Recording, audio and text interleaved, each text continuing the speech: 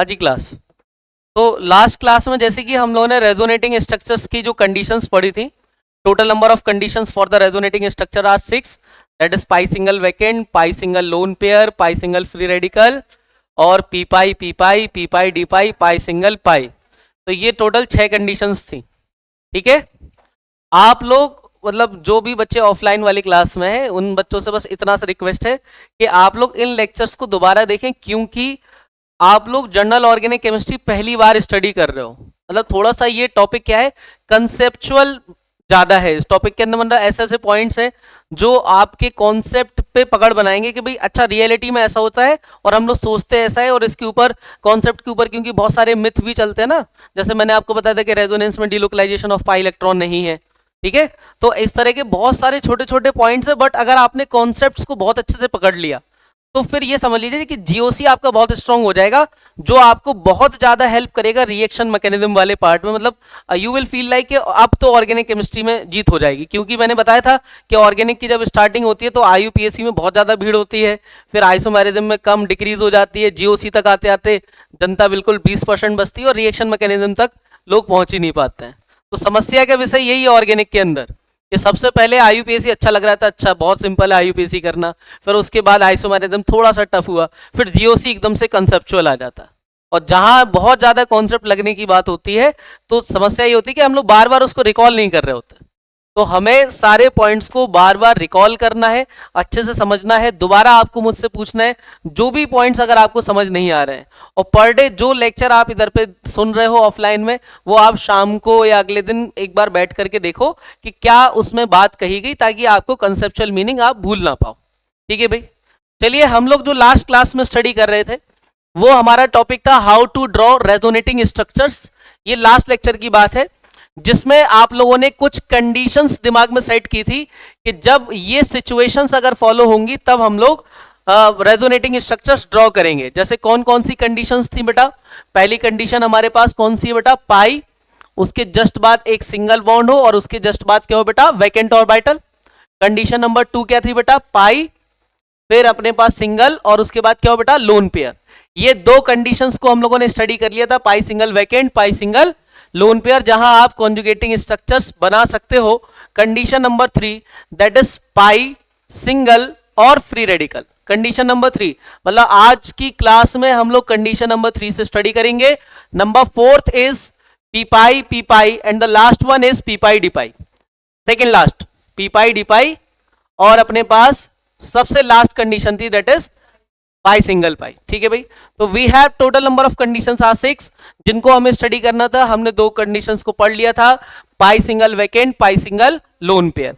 ध्यान से समझो कि बाकी 4 कंडीशंस में किस तरह से हम लोग कॉन्जुगेटिंग स्ट्रक्चर्स या फिर रेजोनेटिंग स्ट्रक्चर्स को ड्रॉ करेंगे। ठीक है भाई, ध्यान दीजिएगा। कंडीशन नंबर 3 देखिए, कंडीशन नंबर 3 क्या है बेटा? That is pi single free radical. Pi single free radical हम लोग इसको स्टडी करने वाले हैं, पाई सिंगल फ्री रेडिकल को। देखिए बेटा, पाई सिंगल फ्री रेडिकल एग्जांपल लेते हैं। एग्जांपल नंबर 1 देखिए, पाई सिंगल फ्री रेडिकल जैसे कि CH2 double bond CH single bond CH2 free radical, ये अपने पास कंडीशन है। कंडीशन नंबर 3 देखिए, क्या मुझे इस मॉलिक्यूल के अंदर एक पाई बॉन्ड नजर आ रहा है? अरे बोलो भाई, क्या पाई बॉन्ड के जस्ट बाद बेटा एक सिंगल बॉन्ड है?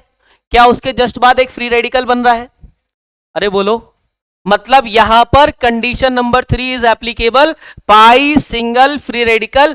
अब मैं इसमें कॉन्जुगेटिंग स्ट्रक्चर्स को सोच सकता हूं, और कॉन्जुगेटिंग स्ट्रक्चर्स बनाने के लिए मैं आप लोगों को जो ऑर्बिटल डायग्राम बता रहा हूं, ध्यान से सुनो। ऑर्बिटल डायग्राम हम लोग एग्जाम में ड्रॉ नहीं करते, हम लोग कॉन्जुगेटिंग स्ट्रक्चर से दूसरा कॉन्जुगेटिंग स्ट्रक्चर बनाते रहते हैं। बात समझ में आ रही? मतलब ऑर्बिटल डायग्राम हमें ड्रॉ नहीं करना है। देखो एक बात बताओ, ये जो पहला हमें कार्बन नजर आ रहा है, ये वाला कार्बन, क्या इसका hybridisation is sp2? Because it have 3 sigma bonds. भाई इसके पास 3 सिग्मा बॉन्ड है, इसका मतलब ये हमारे पास कुछ इस तरह से, ये हमारे पास सिग्मा बॉन्ड, ये रहा सिग्मा बॉन्ड। ठीक है भाई, कुछ ऐसे।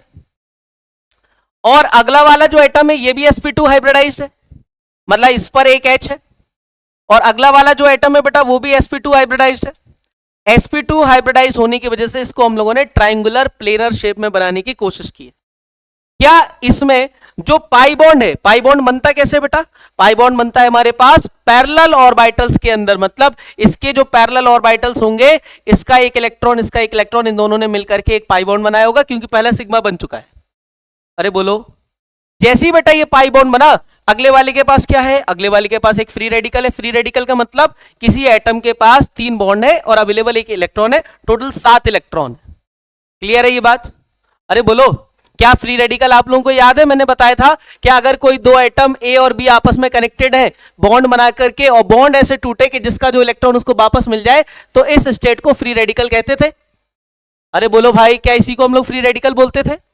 तो यहां पर अपने पास जो बना हुआ है बेटा, वो बना हुआ है CH2 और डबल बॉन्ड हमारे पास CH, और उसके बाद बेटा हमारे पास CH2 फ्री रेडिकल, ये स्टेट है। क्लियर है? अरे बोलो भाई, अब ध्यान देना कि इस स्ट्रक्चर से हम लोग कॉन्जुगेटिंग स्ट्रक्चर्स के बारे में सोच रहे हैं कि कॉन्जुगेटिंग स्ट्रक्चर कैसे बन सकता। देखिए, आप एक बात बताइए, अगर बेटा मैं ये वाला जो बॉन्ड है, इस बॉन्ड को तोड़ दूं होमोलिटिक तरीके से। होमोलिटिक का मतलब क्या है? कि इसका इलेक्ट्रॉन इसको वापस मिल जाए, इसका इलेक्ट्रॉन इसको वापस मिल जाए। ये आधा एरो का मतलब होता है कि एक एक इलेक्ट्रॉन वापस मिला, और अगर कंप्लीट एरो बनाए तो दोनों इलेक्ट्रॉन किसी के साइड गए। अरे बोलो भाई, तो एक इलेक्ट्रॉन इसको वापस मिल गया, एक इलेक्ट्रॉन इसको वापस मिल गया। क्लियर है ये बात? अरे बोलो, अब जब इसको एक एक इलेक्ट्रॉन वापस मिल गया, क्या ये भी फ्री रेडिकल बन चुका है? ये भी फ्री रेडिकल बन चुका है? क्या इन रियलिटी अगर हम बात करें इस स्ट्रक्चर की, तो इस ये वाला जो स्ट्रक्चर है वो कुछ इस तरह का बनेगा। ध्यान देना, ध्यान देना इस वाले स्ट्रक्चर को, इसको थोड़ा सा साइड में कर लेते हैं। देखिए, इस स्ट्रक्चर की बात कर रहे हैं बेटा अपन, ये वाले स्ट्रक्चर, ध्यान दीजिएगा। इस स्ट्रक्चर में, इस वाले स्ट्रक्चर में क्या अपने पास कुछ ऐसी स्टेट आई होगी कि ये बॉन्ड टूट चुका है, ये खत्म, ये बॉन्ड क्या हो चुका है बेटा? खत्म। अब जैसे ये बॉन्ड खत्म हुआ, क्या बेटा ये अपने पास फ्री रेडिकल, और ये भी क्या बन चुका है? फ्री रेडिकल, और ये क्या था? Already free radical. अरे बोलो, क्या आपको ये समझ में आया? ऑर्बिटल डायग्राम के थ्रू क्या हुआ कि ऑलरेडी इनके बीच में एक डबल बॉन्ड बना हुआ था, और ये जो डबल बॉन्ड था वो ऐसे टूटा कि इसका इलेक्ट्रॉन इसके पास वापस, इसका इलेक्ट्रॉन इसके पास वापस, और जैसे ये बेटा इलेक्ट्रॉन वापस वापस गया, तो ये भी फ्री रेडिकल बन गया, ये भी फ्री रेडिकल और ये भी फ्री रेडिकल। और हम जानते हैं कि दो फ्री रेडिकल आपस में बेटा ये वाला इलेक्ट्रॉन क्या बना सकता है? एक बॉन्ड। अरे बोलो, मतलब इस पूरे मॉलिक्यूल की जो इनिशियल पिक्चर थी वो क्या थी? CH2 double bond CH, single bond क्या बेटा? CH2 फ्री रेडिकल, ये इसकी फोटो थी। अरे बोलो, और आपने क्या किया? आपने बेटा इस वाले बॉन्ड को ऐसे तोड़ा कि इसका इलेक्ट्रॉन इसके पास, इसका इलेक्ट्रॉन इसके पास, और जैसे ही इलेक्ट्रॉन इनके पास पहुंचा, तो फाइनली आपने कहा कि एक इलेक्ट्रॉन इसका, एक इलेक्ट्रॉन इसका, ये दोनों आपस में क्या बना रहे हैं? बॉन्ड। और बेटा इसकी दूसरी पिक्चर क्या बन के निकल के आई? ये इसकी दूसरी पिक्चर निकल के आई कि हमारे पास CH2 single bond CH, double bond क्या हो गया बेटा? और इसके पास क्या रह गया? Free radical. अरे बोलो, मतलब अगर किसी स्टेट में मुझे इस तरह का हमारे पास ऐसा दिखाई दे कि A डबल बॉन्ड B और बेटा नेक्स्ट वाले के पास कोई फ्री रेडिकल है, तो इसका कॉन्जुगेटिंग स्ट्रक्चर क्या बनेगा? बोलो। हाँ जी, A single bond B double bond, और A के ऊपर क्या आया? समझ में? मतलब पहली कंडीशन थी पाई सिंगल वैकेंट, दूसरी थी pi single lone pair, third condition is pi single free radical. और पाई सिंगल फ्री रेडिकल कहीं होगा, this is pi single free radical, जिसमें क्या हो रहा है बेटा? इसमें हमारे पास पाई सिंगल फ्री रेडिकल में इसके पास इलेक्ट्रॉन इसका वापस आएगा, इसके पास इसका इलेक्ट्रॉन वापस आएगा, ये दोनों आपस में बॉन्ड बनाएंगे, और ये किस स्टेट में चला जाएगा? फ्री रेडिकल में। बात क्लियर? जैसे इसका और अच्छा एग्जाम्पल देखिए, एग्जाम्पल नंबर 2, अगर मैं फर्दर बेटा इसमें आगे बढ़ा दूं, जैसे ये है CH2 double bond CH, single bond CH, double bond CH2, और बेटा इसमें हमारे पास क्या है? CH2 फ्री रेडिकल, यही है। अरे बोलो, क्या मुझे इसमें एक कंडीशन नजर आ रही है? That is pi single free radical, A double bond B single bond C free radical. अरे बोलो, क्या इसमें अगर मैं कॉन्जुगेटिंग स्ट्रक्चर बनाने की सोचूं, तो इसका इलेक्ट्रॉन इसके बाद वापस जाएगा, इसका इलेक्ट्रॉन इसके पास वापस जाएगा, और फर्दर ये दोनों एटम क्या करेंगे बेटा? अपना अपना एक एक इलेक्ट्रॉन लगा के बॉन्ड बना लेंगे। बताइए नई फोटो क्या बनेगी? क्या हमारे पास दूसरा इमेजिनरी स्ट्रक्चर कुछ ऐसा बनेगा? CH2 double bond CH, CH single bond CH double bond, हमारे पास एक सेकेंड, छोटी सी मिस्टेक यहां, चलिए तो यहां पर क्या आ जाएगा हमारे पास CH double bond CH2, free radical क्या बन जाएगा ये? अरे बोलो, नहीं आया? क्या आपको समझ में आ गया?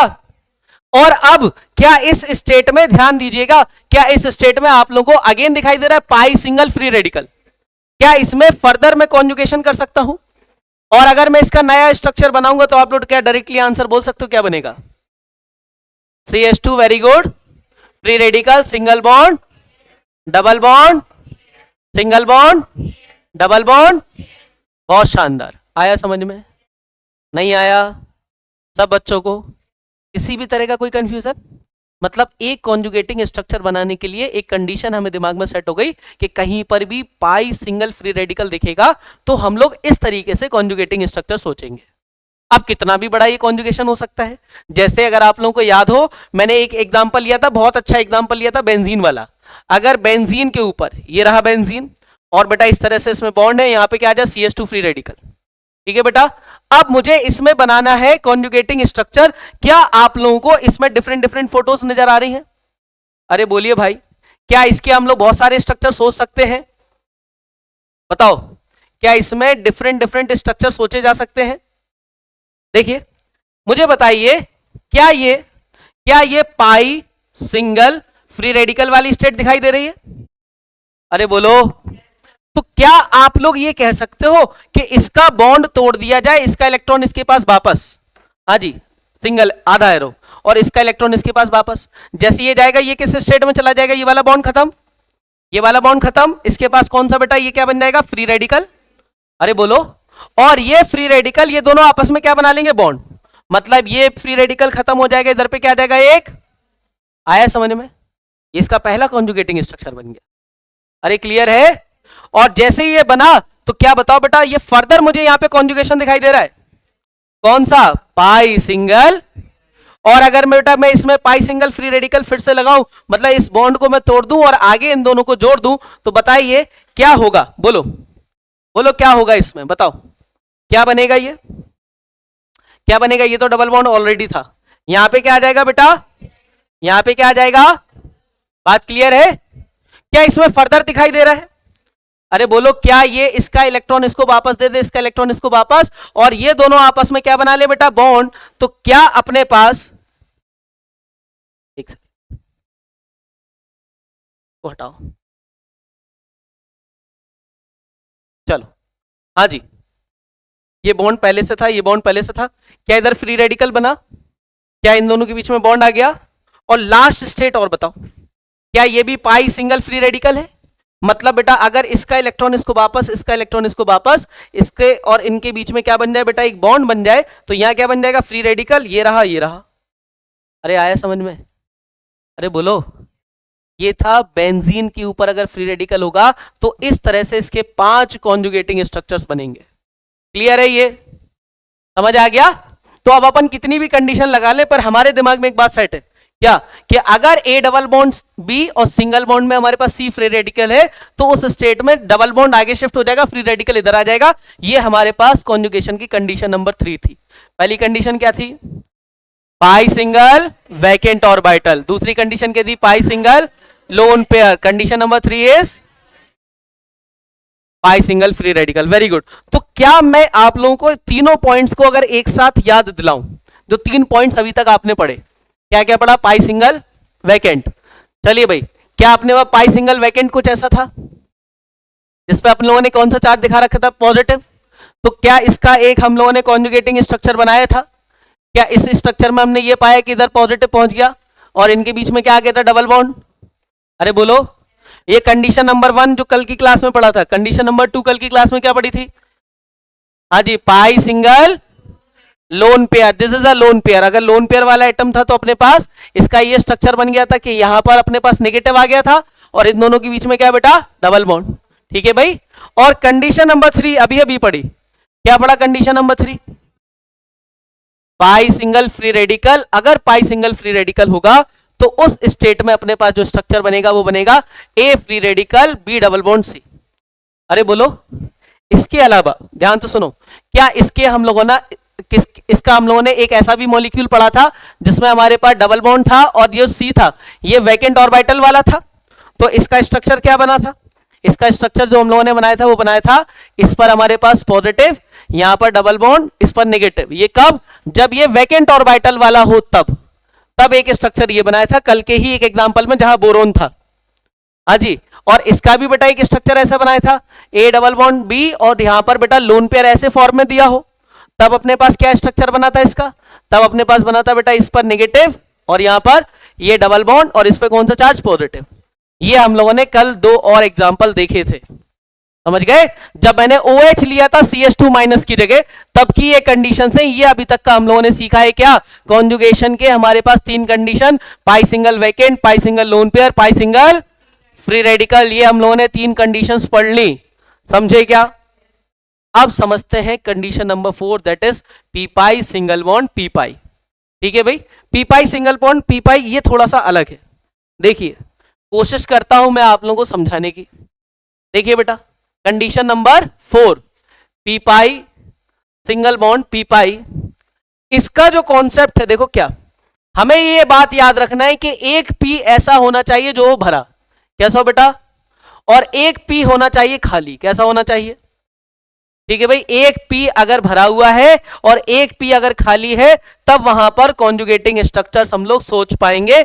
देखो कैसे, समझो।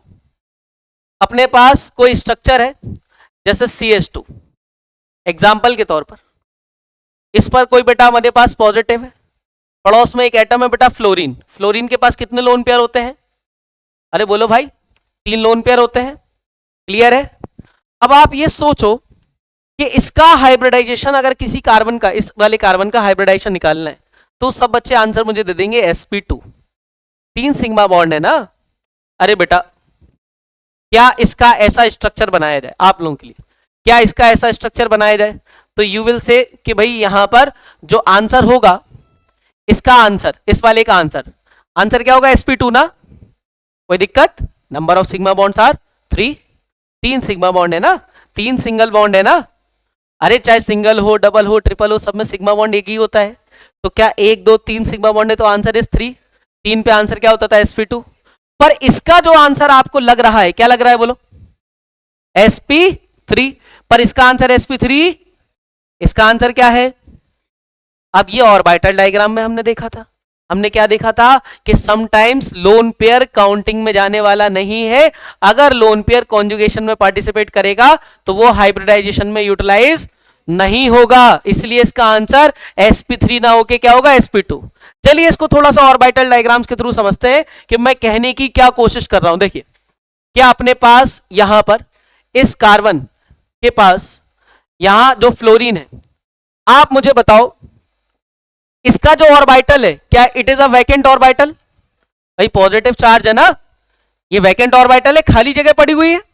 जबकि इस फ्लोरीन के पास एक लोन पेयर तो इसी डायरेक्शन में ऐसे बैठा हुआ है, और बाकी जो लोन पेयर बचे हुए हैं, एक लोन पेयर अलग होगा और ये वाला लोन पेयर अलग होगा, समझ गए ना। अरे बोलो, तो ये लोन पेयर ध्यान से समझो, ये होगा क्या कि ये लोन पेयर अपना इलेक्ट्रॉन इस मॉलिक्यूल को दे देगा, और जैसे ही देगा बताओ बेटा इसकी क्या स्टेट डेवलप होगी, बोलो इस मॉलिक्यूल की क्या स्टेट डेवलप होगी कि इस कार्बन के पास जो ऑर्बिटल पड़ा हुआ है, खाली ऑर्बिटल, क्या इसके पास एक इलेक्ट्रॉन आ गया। अरे बोलो भाई, क्या इसके पास एक इलेक्ट्रॉन आ गया, क्लियर है। और जैसे इलेक्ट्रॉन आया ये पॉजिटिव से क्या हो जाएगा, न्यूट्रल। नहीं समझे, क्या समझे, जब फ्लोरीन ने अपना इलेक्ट्रॉन इसको दिया पॉजिटिव वाले को, तो पॉजिटिव से अब ये कैसा हो गया, न्यूट्रल। किसी पॉजिटिव वाले एटम पर अगर एक इलेक्ट्रॉन आ जाएगा तो वो न्यूट्रल हो जाएगा, जिसपे 2 पॉजिटिव हो, एक इलेक्ट्रॉन आएगा तो पॉजिटिव 1 बचेगा। अरे बोलो, अब जैसे ये न्यूट्रल हुआ, सामने वाला जो फ्लोरीन था, फ्लोरीन के पास इस ऑर्बिटल में कितने इलेक्ट्रॉन बचे, बोलो 1। क्या इस पे एक चार्ज डेवलप हो गया पॉजिटिव, रीजन क्योंकि इसने अपना इलेक्ट्रॉन इसको दे दिया। अरे समझे। और बाकी इसके पास जो लोन पेयर थे, जो इस प्लेन में ही नहीं थे, ये जो बेटा अलग थे ये लोन पेयर, इनका कोई लेना देना नहीं है। क्या बेटा ये बताओ, ये दोनों अगर आपस में बॉन्ड बनाना स्टार्ट कर दें, तो पहले पिक्चर क्या नजर आ रही थी कि जो अपने पास CH2 पॉजिटिव था और पड़ोस में क्या था बेटा हमारे पास एक फ्लोरीन, जिसके पास क्या था, लोन पेयर। तो इनमें से एक लोन पेयर ने अपना मतलब एक इलेक्ट्रॉन उठा करके इसको दिया और फाइनली अपने पास क्या बन गया, इसका दूसरा स्ट्रक्चर बन गया, that is CH2 double bond F। और इसके पास अब लोन पेयर कितने बचे, 2, और इस पे कौन सा चार्ज डेवलप हो गया, पॉजिटिव। आई बात समझ में? अरे बोलो। इस तरह से बेटा दिस इज द कंडीशन जहां पर हमने क्या ऑब्जर्व किया, हमने ऑब्जर्व किया इसका पी कैसा था बेटा, इनिशियली खाली, और इसका पी टोटली कैसा था, भरा हुआ। इसलिए हम लोगों ने इसका नाम दिया पी पाई। पी पाई भरे हुए वाले में से एक इलेक्ट्रॉन खाली वाले के पास गया और उन दोनों के पास क्या बन गया बेटा, एक बॉन्ड।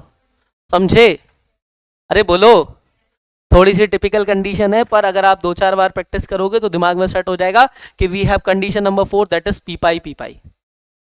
समझे? पहली कंडीशन क्या थी, पाई सिंगल वैकेंट, दूसरी condition is pi single lone pair, and the third is pi single free radical. Condition number 4 is p pi single bond p pi. Clear? तो देखो इस तरह से आप इसके बहुत सारे एग्जांपल बना सकते हो जहां पर किसी एक एटम के पास वैकेंट ऑर्बिटल होगा। कंडीशन क्या रहेगी इसकी, बोलो इसकी कंडीशन क्या रहेगी, इसमें एक एटम के पास this atom must be vacant orbital, इसके पास क्या होना चाहिए, वैकेंट ऑर्बिटल, और सामने वाले के पास क्या होना चाहिए बेटा, एक लोन पेयर। क्लियर है? अगर इसके पास वैकेंट ऑर्बिटल है तो ये क्या करेगा, ये पड़ोसी से एक इलेक्ट्रॉन मांग लेगा, और जैसे बेटा इससे इलेक्ट्रॉन मांगेगा तो इन दोनों के बीच में आगे चल के क्या बन जाएगा, बॉन्ड, और इस पे कौन सा चार्ज डेवलप हो जाएगा, पॉजिटिव। क्लियर है? कोई समस्या किसी भी तरह की? ध्यान से सुन लो। देखो एक और इस पे एग्जांपल ले लेते हैं आपकी पिक्चर क्लियर करने के लिए। देखिए अपने पास था बेटा फ्लोरीन और यहां पे लिखा हुआ था बेटा BH2।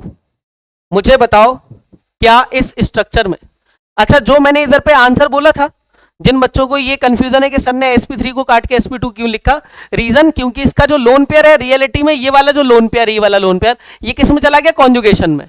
तो इसके पास सिग्मा बॉन्ड है और कितने लोन पेयर है, 2, इसलिए इसका आंसर हो रहा है sp2। ये लोन पेयर किसमें, कॉन्जुगेशन में। ऐसा लोन पेयर जो कॉन्जुगेशन में होता है वो हाइब्रिडाइजेशन में काउंट में नहीं जाता, इसलिए इसका आंसर sp3 ना होके क्या हो गया बेटा, sp2। बात क्लियर? अरे समझ गए ना? देखो यहां एक बात बताओ, आप इस एग्जाम्पल में क्या ये बात समझ पा रहे हो कि फ्लोरीन और बोरोन में इसके पास ये जो हाइड्रोजन है, ठीक है भाई, और इसके पास फ्लोरीन के पास कितने लोन पेयर होते हैं बेटा, अरे बोलो भाई, एक लोन पेयर तो ये रहा, और पड़ोस में बेटा ये मतलब इसके 2 लोन पेयर और होंगे जो इसके प्लेन से बाहर होंगे। अरे क्लियर है ना? ये क्या बोरोन के पास ये अभी एक हाइपो स्टेट में है, ऑक्टेट इनकंप्लीट मॉलिक्यूल है। अरे बोलो, हाइपर हाइपो याद आया? क्या बोरोन के पास टोटल नंबर ऑफ इलेक्ट्रॉन्स की क्वांटिटी दिखाई दे रही है, 1 2 3 4 5, मतलब अभी कितने और आ सकते हैं, 2 और आ सकते हैं। क्लियर है ना ये बात? मतलब ध्यान से देखो, इट हैव अ पी, कैसा, भरा हुआ, पड़ोस में बेटा पी कैसा है, बोलो खाली, मतलब ये कौन सी कंडीशन है, पी पाई। बात क्लियर? मतलब क्या होगा बताओ भाई, ये पड़ोसी एक इलेक्ट्रॉन इसको प्रोवाइड करेगा, ये यहां से एक इलेक्ट्रॉन इसको उठा के देगा, तो बताइए इसका दूसरा स्ट्रक्चर क्या बनेगा, बोलो। F पर बेटा इस ऑर्बिटल से तो इलेक्ट्रॉन जा चुका है, बाकी तो ये एज इट इज है, हाँ जी, और इस पे कितने इलेक्ट्रॉन बचे, एक। बोरोन के पास बेटा एक इलेक्ट्रॉन आ गया, देखो बात समझना, क्या इस पे पॉजिटिव आएगा, इस पे क्या आएगा, नेगेटिव, बाकी जो H है, जो H वो एज इट इज रहेगा। समझ पा रहे हो? और इसका जो अपने पास स्ट्रक्चर बनेगा वो अपने पास क्या बनेगा बेटा, फ्लोरीन और बोरोन के बीच में क्या बनेगा, डबल बॉन्ड, इस पे कौन सा चार्ज, और इस पे नेगेटिव, ये H, और बाकी जो लोन पेयर है वो एज इट इज पड़े रहेंगे। अरे समझ गए ना? क्लियर है? It is a valid conjugating structure, but कहीं पर भी एडजेसेंट पॉजिटिव नेगेटिव होंगे तो वो काउंटिंग में जाने वाले, ये मैंने नोट में पॉइंट पढ़ाया था क्या, कि जब भी हम लोग कॉन्जुगेटिंग स्ट्रक्चर ड्रॉ कर रहे होंगे और पॉजिटिव नेगेटिव जस्ट एडजेसेंट आ जाएंगे तो हम लोग उसको काउंटिंग में नहीं लेंगे, वैलिड मानेंगे। मतलब क्वेश्चन 2 तरीके से पूछा जा रहा है, पहला total number of conjugating structure counting में लो, अरे समझ, सॉरी टोटल तो काउंटिंग में नहीं लो, और अगर हमसे पूछा जाए क्या इन 4 में से कौन सा स्ट्रक्चर वैलिड है तो इसको वैलिड में मानेंगे। समझ गए ना बात? अरे बोलो, उसको काउंटिंग में लेना, वैलिडिटी में लेना। क्लियर है बात?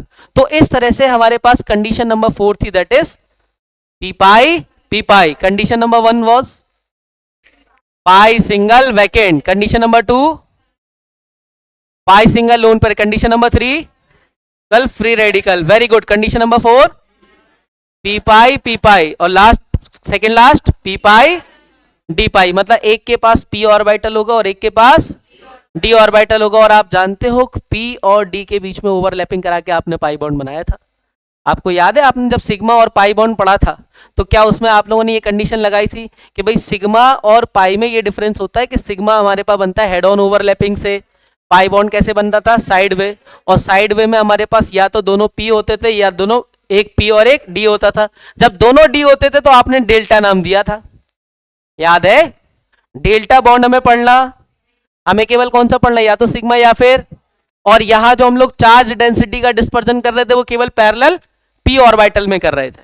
ठीक है, समझो. देखो एग्जांपल नंबर, कंडीशन नंबर 5 देखिए. कंडीशन नंबर 5 क्या है, p पाई d पाई. देखिए p पाई d पाई. देखिए बेटा, इसमें एक p जो होगा p होगा भरा हुआ और d होगा खाली. p कैसा होगा बेटा और d कैसा होगा. अच्छा एक बात बताओ, जो सेकेंड पीरियड के एलिमेंट होते हैं क्या उसके पास d ऑर्बिटल होता है, क्या सेकेंड पीरियड के एलिमेंट के पास d ऑर्बिटल होता है. अच्छा जब आप जो इलेक्ट्रॉनिक कॉन्फ़िगरेशन पढ़ रहे थे, जैसे आपने 1s 2s ये सब किया था, याद है, तो क्या आपने इसमें 2p के बाद 2d नहीं लिखा था. क्यों नहीं लिखा था. अरे बोलो क्लास, हम लोगों ने इसमें 2d क्यों नहीं लिखा था कि 2d is not possible. Y, अरे 2d क्यों नहीं होता था, बोलो क्लास. अरे बच्चों एक बात बताओ, इसमें n कितना है 2 और l कितना है 2. n और l कभी इक्वल हो नहीं सकते, इसलिए 2d पॉसिबल नहीं था. याद आ गया. जबकि 3d पॉसिबल था क्योंकि इसमें n कितना हो गया 3 और l कितना है 2. याद आया, क्वांटम नंबर के बेसिस पे आप बनाते थे. तो इसमें आप कहते थे कि 2d पॉसिबल नहीं है 3d पॉसिबल है. पर क्या आपको याद है कि 3d ऑर्बिटल सेकेंड पीरियड के एलिमेंट्स में होता ही नहीं था. अरे बोलो, क्या कार्बन में, कार्बन का एटॉमिक नंबर कितना होता है 6, तो उसमें 1s2 2s2 2p2 जब आप कर रहे हो तो 2d आने वाला. पर आप सोचो कि अगर मैं आपसे कहूं सल्फर या क्लोरीन या फॉस्फोरस, ध्यान तो सुनना, फॉस्फोरस का atomic number is 15, electronic configuration 1s2 2s2 2p6 3s2 3p3. याद है. क्या इसका 3d जो है वो पूरी तरीके से खाली है. या मैं आपसे पूछूं सल्फर, क्या बेटा इसमें ये 1s2 2s2 ये तो बिल्कुल सेम जाएगा, बट इधर क्या हो जाएगा 3p4, अगले वाले में क्या हो जाएगा 3p. मतलब देखो, मतलब समझो, क्या इन एटम्स के पास जो d ऑर्बिटल है, d ऑर्बिटल, क्या ये पूरी तरीके से खाली है. अरे बोलो. तो जब कोई ऐसा एटम मिले जैसे फास्फोरस सल्फर क्लोरीन, तो उसके पास d ऑर्बिटल कैसा रहता है, खाली, क्योंकि उसके लास्ट इलेक्ट्रॉन कहां तक जा रहे हैं 3p तक. अरे बोलो बेटा, अगर किसी एक एटम के पास, ध्यान से समझना, जैसे मेरे पास एक एटम लिखा हुआ है CH2 नेगेटिव और उसके जस्ट बगल में बेटा लिखा हुआ है क्लोरीन, तो बेटा यहां पर जो कंडीशन हमारे पास एप्लीकेबल होगी वो होगी p पाई d पाई. कैसे, मुझे एक बात बताओ, इसका एक बॉन्ड कम होके कौन सा चार्ज डेवलप हुआ, negative will act as a lone pair. एक बॉन्ड कम होके नेगेटिव चार्ज आए, किसकी तरह काम करता है. तो क्या इस एटम के पास लोन पेयर है, क्या क्लोरीन के पास d ऑर्बिटल खाली पड़ा हुआ है, तो क्या यहां पर p भरा हुआ है, क्या अगले वाले के पास d खाली है. मतलब ये कौन सी कंडीशन फुलफिल करेगा, p पाई सिंगल बॉन्ड. समझ में आया कि कैसे देखा, क्लियर है ना. अब देखो समझो, इस कार्बन के पास ये जो हाइड्रोजन है, ये जो हाइड्रोजन है, और सामने कौन है बेटा क्लोरीन. ध्यान से देखना, क्या इस कार्बन के पास एक ऐसा ऑर्बिटल है जिसमें 2 इलेक्ट्रॉन पड़े हुए हैं और नेगेटिव चार्ज है, लोन पेयर की तरह काम कर रहा है वो नेगेटिव. और जो सामने क्लोरीन है, क्लोरीन के पास कितने लोन पेयर हैं बेटा. अरे बोलो, इसके पास कितने लोन पेयर हैं, 1 2, ये 3 लोन पेयर है ना भाई. अरे बोलो. अब सोचो, ये भी ऑर्बिटल p भरा हुआ है, इसका भी p कैसा है, मतलब अभी p और p वाला कोई कॉन्जुगेशन होने वाला. क्योंकि ये भी कंप्लीटली फिल्ड है, ये भी कंप्लीटली। और अगर हम बात करें क्लोरीन के पास कौन सा ऑर्बिटल खाली पड़ा हुआ है, डी वाला। बात समझो, ये कौन सा ऑर्बिटल खाली पड़ा हुआ है, इसका डी वाला ऑर्बिटल खाली है। तो ये क्या करेगा, ये भाई साहब इधर से एक इलेक्ट्रॉन उठा करके इसको दे देंगे, और जैसे ही बेटा ये डी ऑर्बिटल को इलेक्ट्रॉन देंगे, अपने पास कुछ ऐसा स्ट्रक्चर बन जाएगा कि ये कार्बन, इधर हाइड्रोजन, इधर हाइड्रोजन, बगल में बेटा कौन, क्लोरीन, और इसमें यहां पर। अब बताओ बेटा यहां पर कितने इलेक्ट्रॉन बचे, केवल एक। क्या इस पे नेगेटिव था, खत्म हो गया। अरे बोलो, ध्यान से देखो, क्या जो बेटा क्लोरीन था उसके जो पी ऑर्बिटल में लोन पेयर पड़े हुए थे, उस लोन पेयर का कोई लेना देना इससे नहीं है। अब ध्यान से समझो, इसके पास जो डी ऑर्बिटल था, कौन सा ऑर्बिटल, डी ऑर्बिटल ने एक इलेक्ट्रॉन ले लिया। अरे बोलो भाई, ये एक इलेक्ट्रॉन किसके पास आ गया, डी के पास। अच्छा, ये इलेक्ट्रॉन इस पे आया तो इस पे कौन सा चार्ज डेवलप हो जाएगा, जिस न्यूट्रल एटम ने अगर इलेक्ट्रॉन लिया है तो उस पे कौन सा चार्ज आएगा। अरे एक एटम न्यूट्रल था, उसने इलेक्ट्रॉन लिया तो उस पे कौन सा चार्ज आएगा, और जिसने इलेक्ट्रॉन दिया उस पे नेगेटिव था, वो कैसा होगा पहले। अगर ये न्यूट्रल स्टेट में इलेक्ट्रॉन दे देता तब ये अपने पास क्या होता, पॉजिटिव बनता। बात क्लियर। तो इस तरह से अगर ये दोनों आपस में बॉन्ड बना ले, ये दोनों आपस में क्या बना ले बेटा, तो फाइनली हमारे पास कुछ ऐसी फोटो थी। इनिशियली अपने पास क्या था, CH2 नेगेटिव Cl, ठीक है भाई। इसके जो लोन पेयर थे वो एज इट इज रहेंगे, इसका कोई लेना देना। पर जैसे ही बेटा यहां से एक इलेक्ट्रॉन इसके पास आया, यहां से एक इलेक्ट्रॉन इसके पास जैसे ही गया, तो बताओ बेटा इस कार्बन पे, इस वाले कार्बन पे क्या बन गया, ये बन गया CH2 न्यूट्रल स्टेट में। किस स्टेट में, और बेटा हमारे पास जो क्लोरीन था, इस पर एक इलेक्ट्रॉन आ गया, इस पर कौन सा चार्ज आ गया, नेगेटिव, और इन दोनों के बीच में आपस में क्या बन गया, एक। अरे समझ में आया, this is p pi d pi. Clear, आया समझ में, नहीं आया। क्या आप लोगों को ये समझ में आया पी पाई डी पाई कैसे होता। एक एटम का पी कैसा होना चाहिए, भरा, और दूसरे का डी कैसा होना चाहिए, और डी खाली वाले एटम्स कौन से हैं, फास्फोरस, सल्फर, और क्या ब्रोमीन के पास भी डी खाली होता है, बिल्कुल। अरे उसका 4D कैसा होता है, खाली, ब्रोमीन का, समझ में आ रहा। अच्छा, ब्रोमीन के बाद आयोडीन की बात करें तो आयोडीन तो करेगा ही नहीं, क्यों, overlapping will not be proper. अरे बोलो, जिनका साइज सिमिलर होता था वही तो प्रॉपर ओवरलैपिंग देते थे, जिनका साइज डिफरेंट होता था उनकी ओवरलैपिंग प्रॉपर होती। जैसे आपसे पूछा जाए 2p की अच्छी ओवरलैपिंग है 2p 3p, तो ओवरलैपिंग किसमें अच्छी है, 2p। बात क्लियर। चलिए, तो इसका एक एग्जांपल और ले लेते हैं आपको और समझाने के लिए। देखिए ऐसे लिखा है बेटा, यहां पर OH, यहां पर बेटा ये Cl। चलो एक बात बताओ, क्या इस ऑक्सीजन के पास लोन पेयर है, मतलब इसका पी कैसा है, भरा हुआ। अच्छा, इस क्लोरीन की बात करें, इस पे कितने लोन पेयर हैं, इसके पास 3 लोन पेयर है, मतलब इसका भी पी कैसा है, भरा हुआ, मतलब पी पाई वाली कंडीशन नहीं है। तो बेटा इसका अगर हम लोग डी देखें तो डी कैसा है इसका, मतलब इसमें कौन सा कॉन्सेप्ट लग सकता है, पी पाई डी पाई। बात क्लियर। अरे समझे, फर्स्ट वी विल चेक कि वहां पर पी पाई हो रहा है कि नहीं हो रहा। नहीं हो रहा होगा तो देखेंगे क्या वहां पर डी ऑर्बिटल है। अरे समझ पा रहे हो, क्लोरीन के पास, क्लोरीन का इलेक्ट्रॉनिक कॉन्फ़िगरेशन करने पे 3D क्या था, इस पे अभी एक भी इलेक्ट्रॉन नहीं है। समझ आ रही बात। तो होगा क्या, ध्यान से देखना कि ये जो ऑक्सीजन है, ऑक्सीजन, इस ऑक्सीजन के पास ये क्लोरीन, ठीक है भाई, ध्यान दीजिएगा बेटा। देखो, क्या इसके पास यहां पर एक लोन पेयर ऐसे होगा, क्लियर है, दूसरा बेटा इस पे कोई H होगा, और तीसरा लोन पेयर बेटा ये रहा होगा ऐसे कुछ। अच्छा, इस क्लोरीन के पास जो लोन पेयर होंगे वो कुछ ऐसे होंगे, ये लोन पेयर, इधर लोन पेयर और इधर लोन पेयर, ये इसकी कुछ फोटो रही होगी। समझ गए, इसका पी कैसा है, भरा हुआ, और इसका डी कैसा है, खाली। अब मैं अगर इसका डी ऑर्बिटल बनाऊं लाइक दिस, ये बन गया इसका डी ऑर्बिटल। डी ऑर्बिटल ऐसी बनता था डबल डबल शेप में। अगर मैं इस एटम से, इस वाले एटम से एक इलेक्ट्रॉन उठा करके इसको दे दूं, तो बताइए क्या स्ट्रक्चर बनेगा, बोलो क्या बनेगा इसका स्ट्रक्चर।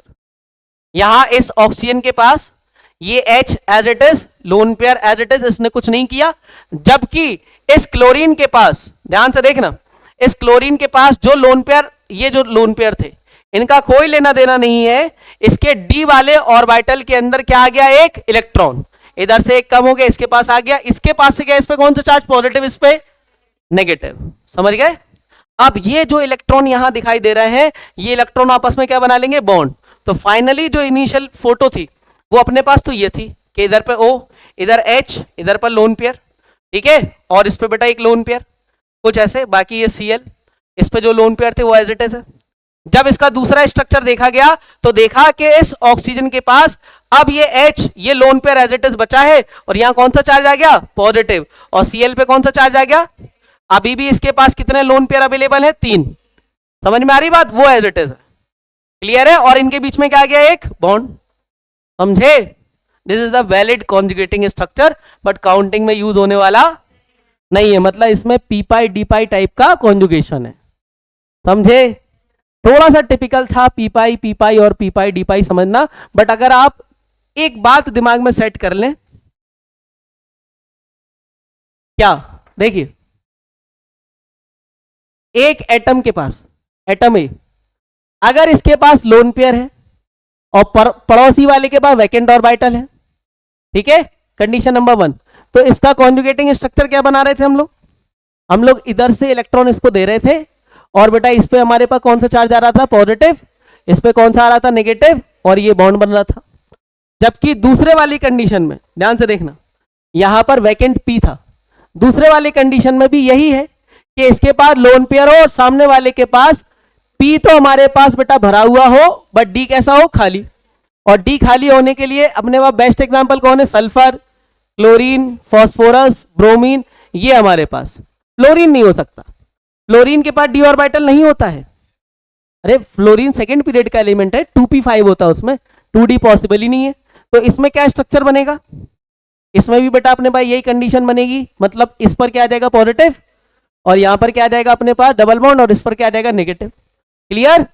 तो ये अपने पास कंडीशन नंबर 5 थी, that is p pi d pi. तो हम लोग नेक्स्ट क्लास में समझेंगे पाई सिंगल पाई क्या होता है, और बेंजीन वाले किस तरह से हम लोग कॉन्जुगेटिंग स्ट्रक्चर्स बनाते हैं। मतलब कल की क्लास में हम लोग कॉन्जुगेटिंग स्ट्रक्चर्स खत्म कर लेंगे, समझ गए। चलो तो मिलते हैं फिर अपन नेक्स्ट क्लास में।